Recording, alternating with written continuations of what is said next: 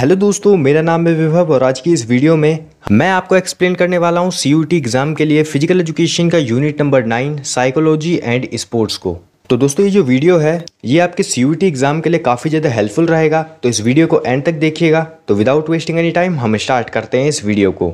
तो सबसे पहले दोस्तों हम देख लेते हैं इस यूनिट के कंटेंट को, मतलब दोस्तों हमें इस चैप्टर में कौन कौन से टॉपिक्स को कवर करना है। तो इसमें सबसे पहला टॉपिक है दोस्तों हमारा personality, it's definition and types, trait and types, जिसमें हम देखेंगे सेल्डन एंड जंग्स क्लासिफिकेशन और साथ ही साथ में हम देखेंगे बिग 5 थ्योरी।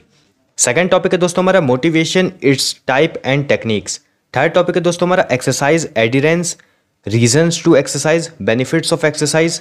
फोर्थ टॉपिक है दोस्तों हमारा strategies for enhancing adherence to exercise. और लास्ट टॉपिक है दोस्तों हमारा meaning, concept and types of aggressions in sports. तो चलिए स्टार्ट करते हैं सबसे पहले टॉपिक से, जो कि है दोस्तों हमारा personality, it's definition and types, traits and type, जिसमें हम देखेंगे सेल्डन एंड जंग्स क्लासिफिकेशन और साथ ही साथ में हम देखेंगे बिग 5 थ्योरी को।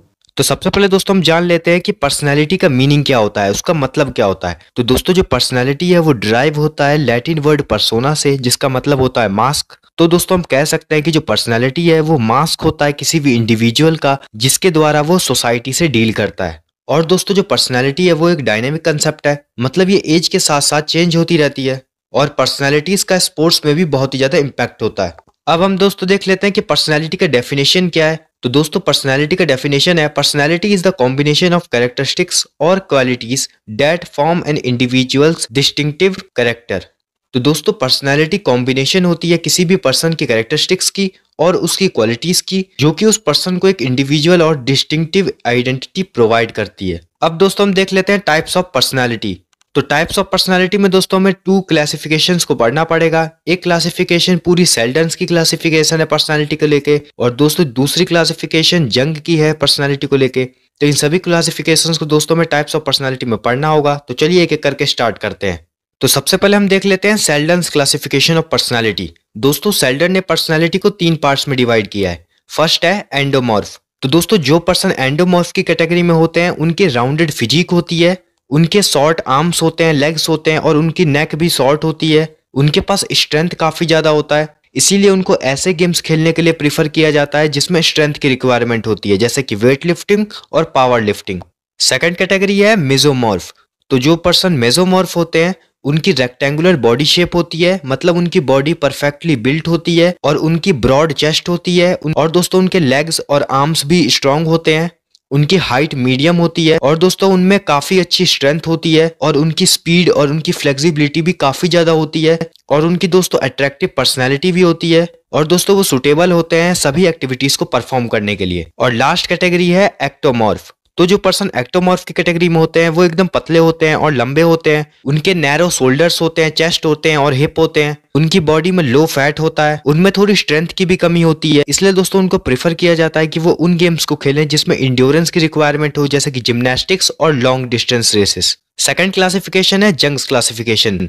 तो दोस्तों जो सीजी जंग है उन्होंने क्लासिफाई किया है पर्सनैलिटी को 3 कैटेगरी में। सबसे पहले इंट्रोवर्ट्स, एक्सट्रोवर्ट्स और एम्बीवर्ट्स में। तो इंट्रोवर्ट्स वो लोग होते हैं जो थोड़े साई होते हैं और वो अपने आप में खोए हुए रहते हैं। जैसे आपने बहुत सी बार अपनी क्लास में भी देखा होगा कि कुछ बच्चे पीछे वाली बेंच पर बैठते हैं और वो अपने आप में ही खोए हुए रहते हैं, वो लोग किसी से भी बात भी नहीं करते हैं। तो ऐसे लोग होते हैं इंट्रोवर्ट्स। सेकंड होते हैं एक्सट्रोवर्ट्स, जो कि इंट्रोवर्ट्स से एकदम अपोजिट होते हैं। वो सभी लोगों से एकदम घुल मिलकर बात करते हैं और उनका सोशल इंटरेक्शन भी बहुत ज्यादा अच्छा होता है। और अगले होते हैं एम्बीवर्ट्स। तो एम्बीवर्ट्स वो लोग होते हैं जो कि ना तो एक्सट्रोवर्ट्स होते हैं ना तो इंट्रोवर्ट्स होते हैं, वो इन दोनों के बीच में होते हैं। तो अब हम देख लेते हैं बिग 5 पर्सनैलिटी थ्योरी। तो ये क्या है? तो बिग 5 पर्सनैलिटी थ्योरी बोलती है कि हमारे पास जनरली 5 टाइप के बिहेवियर्स होते हैं जो कि पर्सनैलिटी को डिफाइन करते हैं। तो फर्स्ट आता है इसके अंदर ओपननेस। ये एक ऐसी क्वालिटी है पर्सन की जहाँ पे वो लोग नई नई चीजों के बारे में जानने के लिए एक्साइटेड रहते हैं। तो उनको नई चीजें जाननी है, नए कंसेप्ट जानने हैं और नई नई चीजों को सीखने में बड़ा इंजॉय करते हैं। ऐसे लोग होते हैं ओपननेस की कैटेगरी में। नेक्स्ट आता है कॉन्शियसनेस। यहाँ पे जो लोग आते हैं उनके अंदर बहुत ही ज्यादा रिलायबल प्रॉम्प्ट वाली चीजें होती हैं, बहुत ज्यादा ऑर्गेनाइज रहते हैं, अपनी चीजों को सिस्टमेटिक तरीके से रखते हैं, कोई भी चीजें यहाँ वहाँ बिगड़ी हुई उन्हें पसंद नहीं होती, बहुत ही ज्यादा संभल कर रहते हैं। वो लोग आते हैं इस कैटेगरी में। थर्ड है हमारे पास एक्सट्रोवर्जन। अगेन वही एक्सट्रोवर्ट्स वाली चीजें, जो कि बहुत ज्यादा एनर्जी से भरे रहेंगे, दूसरे लोगों के साथ मिलजुल कर रहेंगे, बहुत ही ज्यादा एनर्जेटिक रहेंगे, टॉकेटिव रहेंगे, बहुत ज्यादा असर्टिव रहेंगे, बात करने में बहुत ज्यादा अच्छे से रहेंगे, ग्रुप बहुत जल्दी बन जाते हैं उन लोगों के, फ्रेंडली नेचर होता है उनका। ऐसे लोग आते हैं एक्सट्रोवर्जन की कैटेगरी में। नेक्स्ट आता है एग्रीएबलनेस। यहाँ पर वो लोग आते हैं जो कि बहुत ज्यादा फ्रेंडली होते हैं, कोऑपरेटिव होते हैं, काइंड हार्टेड होते हैं, जेंटल होते हैं, दूसरों की हेल्प करते हैं, मदद करते हैं, जल्दी से किसी को भी ना नहीं बोल सकते, बहुत ज्यादा सिंपैथी रहती है जिनको लोगों के साथ। तो ऐसे लोग होते हैं एग्रीएबलनेस की कैटेगरी में। एंड लास्ट आता है न्यूरोटिसिज्म। तो ये लोग इमोशनली स्टेबल नहीं होते हैं, इनकी निगेटिव अप्रोच होती है और ये लोग बहुत ही ईजिली अनप्लीजेंट इमोशंस को फेस करते हैं, जैसे कि एंगर, एंग्जाइटी, डिप्रेशन, और ये लोग काफी ज्यादा मूडी होते हैं, टेंस होते हैं। नेक्स्ट टॉपिक है दोस्तों हमारा motivation, its type and techniques. तो सबसे पहले बात आती है कि मोटिवेशन होता क्या है। तो दोस्तों जो वर्ड है मोटिवेशन, वो डिराइव होता है लैटिन वर्ड मूवेर से, जिसका मतलब होता है टू चेंज और टू मूव। तो दोस्तों हम कह सकते हैं कि जो मोटिवेशन है वो एक ऐसी चीज है जो कि किसी भी पर्सन को इंस्पायर कर देती है किसी भी चीज को पाने के लिए। जैसे अगर हम इसका एक एग्जांपल लें, अगर आप अपने एग्जाम में फुल मार्क्स लाने के लिए एकदम इंस्पायर्ड हैं, तो हम आपको कहेंगे कि आप फुल्ली मोटिवेटेड पर्सन है। तो यही होता है मोटिवेशन। आई होप आपको मोटिवेशन का मीनिंग और ये वर्ड कहाँ से आया ये भी आपको समझ में आ गया होगा। अब हम देख लेते हैं टाइप्स ऑफ मोटिवेशन, कि जो मोटिवेशन है वो कितने टाइप्स की होती है। तो दोस्तों जो मोटिवेशन है वो बेसिकली 2 टाइप्स की होती है। फर्स्ट है इंट्रिंसिक मोटिवेशन। तो जब हमारी बॉडी को हमारे अंदर से कुछ भी चीज करने के लिए इंस्पिरेशन मिलती है, तब हम उसको इंट्रिंसिक मोटिवेशन कहते हैं। इंट्रिंसिक मोटिवेशन का दूसरा नाम होता है इंटरनल मोटिवेशन और नेचुरल मोटिवेशन। और सेकंड है एक्सट्रिंसिक मोटिवेशन। मतलब अगर हम किसी भी एक्सटर्नल फोर्स से मोटिवेट होते हैं तो हम उसको एक्सट्रिंसिक मोटिवेशन कहते हैं। तो एक्सट्रिंसिक मोटिवेशन में हम किन किन चीजों से मोटिवेट हो सकते हैं? तो हम मोटिवेट हो सकते हैं प्राइजेस से, ट्रॉफीज से, रिवॉर्ड से। हमारे पेरेंट्स ने मोटिवेट किया है हमें किसी चीज को पाने के लिए, कोचेस ने, टीचर ने।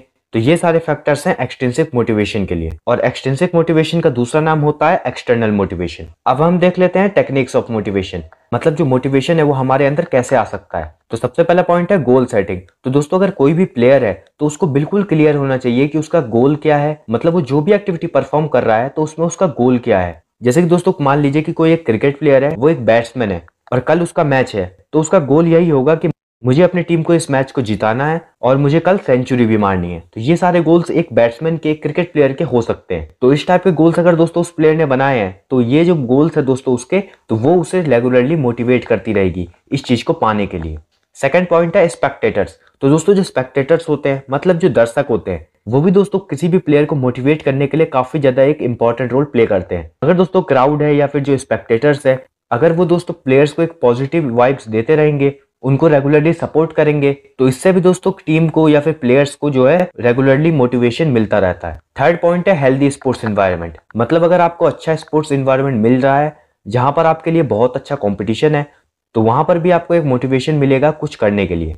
और फोर्थ पॉइंट हो सकता है कैश प्राइजेस या फिर सर्टिफिकेट्स या फिर ट्रॉफीज, जिससे आपको मोटिवेशन मिल सकता है कुछ भी चीज करने के लिए या फिर किसी भी स्पोर्ट्स या गेम में अच्छे से परफॉर्म करने के लिए। और लास्ट पॉइंट है पॉजिटिव एटीट्यूड। तो जो भी प्लेयर है दोस्तों, तो उसको दोस्तों अपने अंदर बिल्कुल पॉजिटिव रहना पड़ेगा। निगेटिव थॉट्स को दोस्तों उसे अपने अंदर आने नहीं देना है। अगर वो दोस्तों पॉजिटिव अप्रोच रखेगा अपने अंदर, तब दोस्तों जो उसका गोल है वो भी अचीव हो जाएगा और उसको रेगुलरली मोटिवेशन भी मिलती रहेगी। नेक्स्ट टॉपिक है दोस्तों हमारा exercise adherence, reasons to exercise, benefits of exercise. तो सबसे पहले समझ लेते हैं कि एक्सरसाइज एडिरेंस होता क्या है। तो दोस्तों एक्सरसाइज एडिरेंस एक एबिलिटी होती है किसी भी पर्सन की, अगर उसने कोई एक्सरसाइज प्रोग्राम स्टार्ट किया है करना, तो वो उसको मेंटेन करे, उसको करता रहे एक्सटेंडेड टाइम तक। मीन्स जब तक उसका गोल अचीव नहीं हो जाता तब तक वो उसको करता रहे, यही एक्सरसाइज एडिरेंस होता है। फॉर एग्जाम्पल मान लीजिए कि अगर कोई एक स्किनी पर्सन है, मतलब एक दुबला पतला पर्सन है, और वो चाहता है कि वो मस्कुलर बने, तो उसके लिए उसे जिम ज्वाइन करना पड़ेगा, वहाँ पर एक्सरसाइजेस प्रोग्राम्स को करना पड़ेगा। तो वही अगर वो उस एक्सरसाइज प्रोग्राम को रेगुलरली परफॉर्म करता है लंबे समय तक और उसको मेंटेन करके रखता है, और फिर वो अपने गोल को भी अचीव कर लेता है, उसका गोल था मस्कुलर बनना, तो यही हमारा एक्सरसाइज एडिरेंस होता है। नेक्स्ट अब हम देख लेते हैं रीजंस टू एक्सरसाइज। मतलब दोस्तों एक्सरसाइज करने के क्या कारण हो सकते हैं। सबसे पहला, इससे हेल्दी वेट हमारी मेंटेन होती है। दूसरा, फिजिकल फिटनेस हमारी मेंटेन होती है। तीसरा ये है कि हमारी बॉडी की इम्यूनिटी इंक्रीज होती है, अलग अलग डिजीजेस से हम बचते हैं, हमारा मूड इम्प्रूव होता है। एनर्जी हमारी बूस्ट होती है और हमारे जो बोन्स हैं वो स्ट्रांग रहते हैं लंबे समय तक। नेक्स्ट अब हम देख लेते हैं बेनिफिट्स ऑफ एक्सरसाइज। मतलब दोस्तों एक्सरसाइज करने के क्या क्या बेनिफिट्स होते हैं। सबसे पहला, हमारा मेमोरी जो है वो इम्प्रूव होता है, ब्रेन फंक्शंस भी इम्प्रूव होते हैं, हमारी बॉडी का वेट मेंटेन रहता है, हमारी दोस्तों जो फीलिंग्स होती है एंग्जाइटी और डिप्रेशन की वो रिड्यूस होती है, हमें दोस्तों क्वालिटी स्लीप मिलती है, हमारे दोस्तों जो मसल्स और बोन्स हैं वो स्ट्रांग रहते हैं, हम लोग दोस्तों बहुत सारी अलग अलग डिजीजेस से प्रोटेक्ट रहते हैं, हमारी जो हार्ट हेल्थ होती है वो भी इम्प्रूव होती है। नेक्स्ट टॉपिक है दोस्तों हमारा strategies for enhancing adherence to exercise. तो दोस्तों जैसा कि हमने एक्सरसाइज एडरेंस में पढ़ा कि वहाँ पर हमें कोई भी एक्सरसाइज प्रोग्राम को लंबे समय तक परफॉर्म करते रहना है, बीच में दोस्तों हमें उसे कभी भी स्किप नहीं करना है या उसे क्विट नहीं करना है। तो यही हमारा एक्सरसाइज एडरेंस होता है। तो यहाँ पर अब हम देखेंगे कि एक्सरसाइज एडरेंस जो है इसको हम कैसे मेंटेन करके रख सकते हैं। तो इसमें सबसे पहला पॉइंट है रियलिस्टिक प्लान। इसका मतलब है दोस्तों कि हम जो भी प्लान बनाएंगे एक्सरसाइज करने के लिए, एक्सरसाइज प्रोग्राम्स के लिए, जो भी हम अलग अलग प्लान्स बनाएंगे वो दोस्तों according to the capacity of individual होना चाहिए। मतलब उस इंडिविजुअल की जो उस एक्सरसाइज प्रोग्राम को परफॉर्म करेगा उसके कैपेसिटी, उसकी कैपेबिलिटी के अकॉर्डिंग ही होनी चाहिए, ताकि दोस्तों बाद में जाकर उसको कोई उसमें दिक्कत ना हो और वो उसको क्विट करने की सोचे नहीं। सेकंड पॉइंट है make exercise interesting and enjoyable. मतलब दोस्तों जो हमारा एक्सरसाइज प्लान होना चाहिए वो दोस्तों इंटरेस्टिंग होना चाहिए, थोड़ा सा चैलेंजिंग होना चाहिए, थोड़ा सा इंजॉयबल होना चाहिए, ताकि दोस्तों वो जो पर्सन है वो उस एक्सरसाइज प्रोग्राम को एंजॉय करे, उसे दोस्तों मजा आए उस एक्सरसाइज प्रोग्राम को करने में, तभी दोस्तों वो उसको लंबे समय तक परफॉर्म कर पाएगा। इसमें लास्ट पॉइंट है दोस्तों हमारा exercise with others.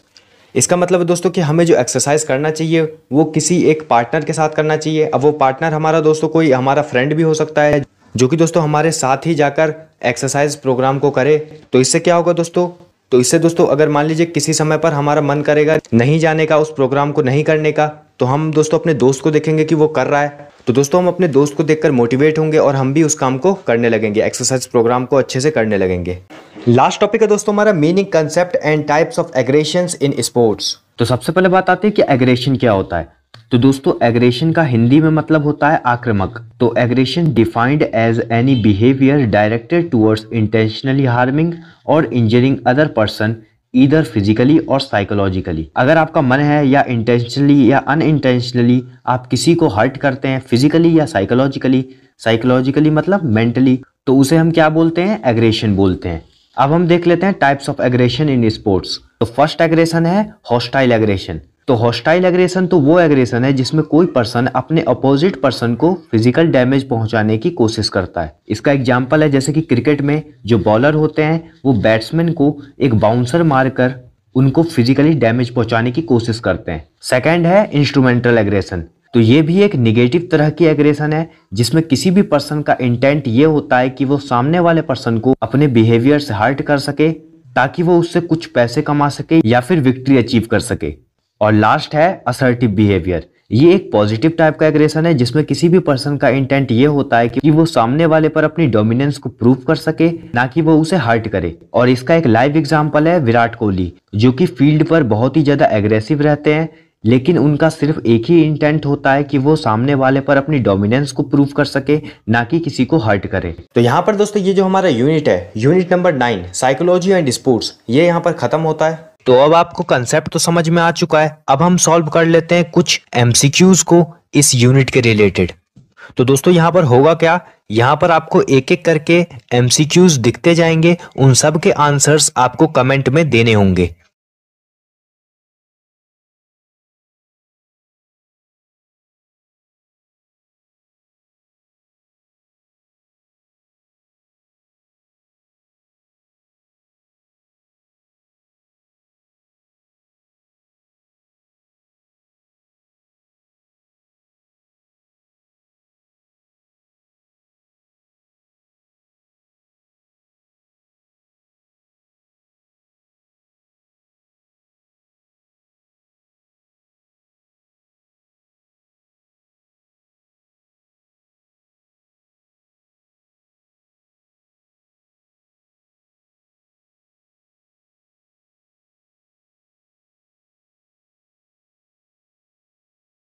I hope दोस्तों ये जो वीडियो है ये आपके लिए हेल्पफुल रही होगी। अगर दोस्तों ये वीडियो आपको अच्छी लगी है तो इस वीडियो को लाइक कीजिए, इस वीडियो को शेयर कीजिए अपने दोस्तों के साथ और दोस्तों अगर आप ऐसी ही वीडियोस को देखते रहना चाहते हैं तो इस चैनल को सब्सक्राइब कीजिए। तब तक के लिए दोस्तों all the best, stay tuned with us.